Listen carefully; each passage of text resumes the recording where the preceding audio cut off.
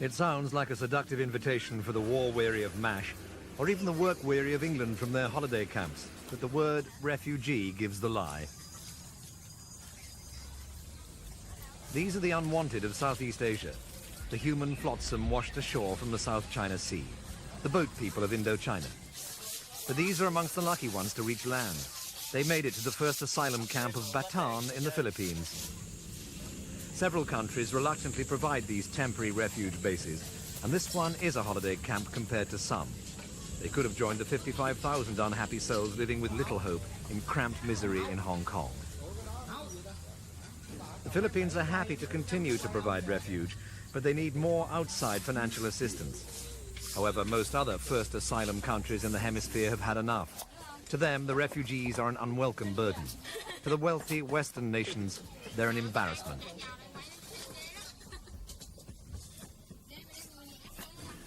Nuisance or embarrassment, their plight was discussed at a recent two-day workshop organized by the UN's High Commission on Refugees. Held in the Philippines' capital, Manila, 26 interested countries attended. The Southeast Asian nations claimed that the continued stay of some 100,000 refugees was intolerable. They pressed hard for a policy of mandatory repatriation, a solution predictably backed by both the Hong Kong and British representatives. Americans opposed the idea and were unmoved by the suggestion that they should provide a center for 9,000 of Hong Kong's refugees. But it was left to the UN's Vieira de Mello to speak of the real human tragedy. The statement that the risk of a major humanitarian tragedy on the high seas is a very real and perhaps even imminent reality. The reminder to the delegates who failed to pass any resolutions was timely. The reminder to the homeless is on permanent display. At least two countries, Thailand and Malaysia, have been pushing the boats back to sea, pointing them to other shores. Several passengers have perished on the way.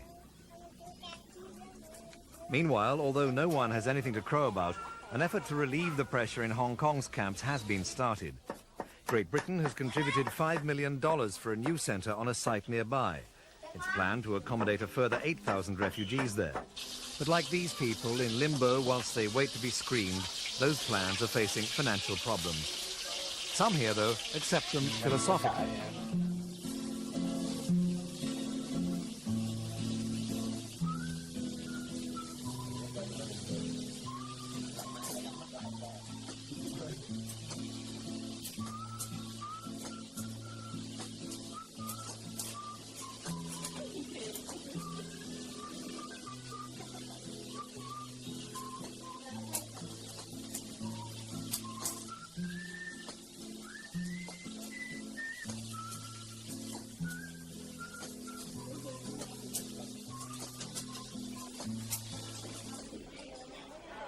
In a different part of the camp, already America calls. Although all refugee camps are under the auspices of the UN High Commission for Refugees, the service and style for the people's next stop starts here. The upmarket restaurant for those whose future has been settled is part of the preparation. 17,000 refugees in the Philippines are awaiting transfer to the United States, and although spending money to most is intuitive, the currency has to be learned. Every person in the Bataan camp is guaranteed 3 meals a day and free medical care. Far more than they could expect in Vietnam. Indeed, local Filipinos reacted to the treatment the refugees were getting. Now they too are accepted into the hospital. These are the political refugees, deemed legitimate in the eyes of the host nations, and whilst they can relax and enjoy their security, the others, the so-called economic refugees, victims of America's strict trade and aid embargo on Vietnam, can only wait and watch uncertainly from the wings. For these, though, confidence is fostered in every way.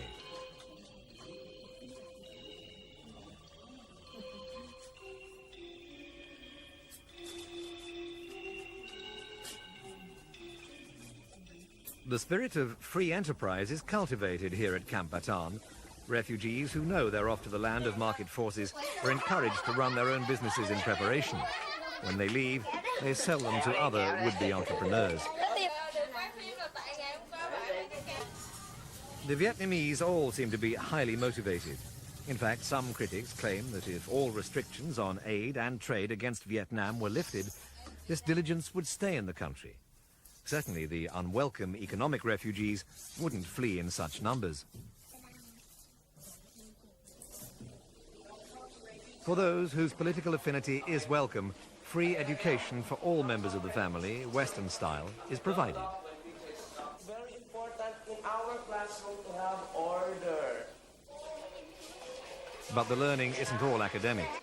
The everyday realities of an American housewife's routine also have to be learned. And if the culture doesn't seem too sexist and out of fashion, by just following the signs, these ladies will be schooled in all the domestic talents that apparently are part of the American dream.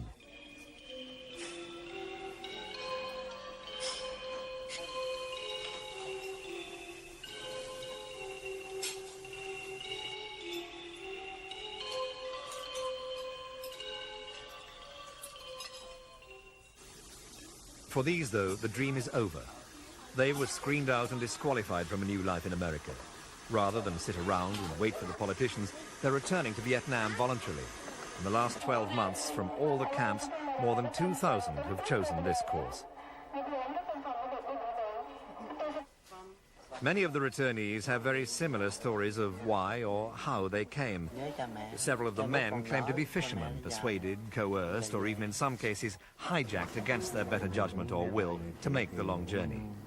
Now they want to return, they say, because their families need them and they miss them very much. A week before this flight left for Ho Chi Minh City, there were 58 volunteers on the manifest. By flight time, there were 21. However, with reassurances of no recriminations from the Vietnamese government, the 21 seemed happy to choose their own destination, if not their own destiny.